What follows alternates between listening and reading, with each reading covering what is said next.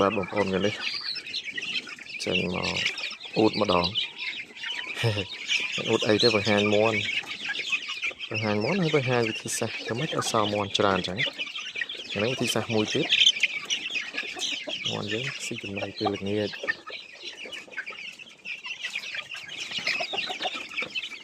នេះដងតាយបែកដាក់ត្រង់សុតហើយឃើញសម្រស់នេះក៏ស្រឡាញ់ពេញស្អាតហើយនេះពូជអីដែលខ្មៅខ្មៅអានោះមកគូ$200ក៏បាន200បានលក់បានរួចខ្លួនហើយដើមវាទិញអស់ជិត200មកនេះត្រង់ធំអាយ៉ាចឹងនេះបង្ហាញកន្លឹះមួយទៀតមើលចាំមន់សល់ច្រើនអត់ឈឺនេះគឺនេះណែ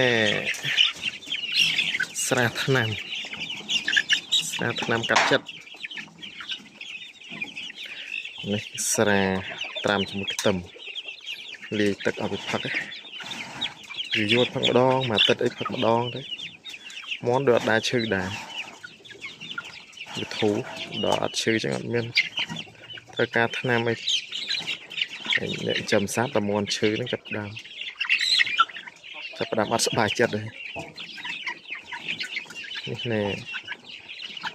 ហ្នឹងក៏វិធីសាស្ត្រមួយដែរជួយមន់យើង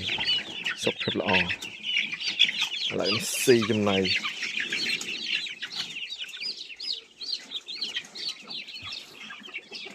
មន់ស្រា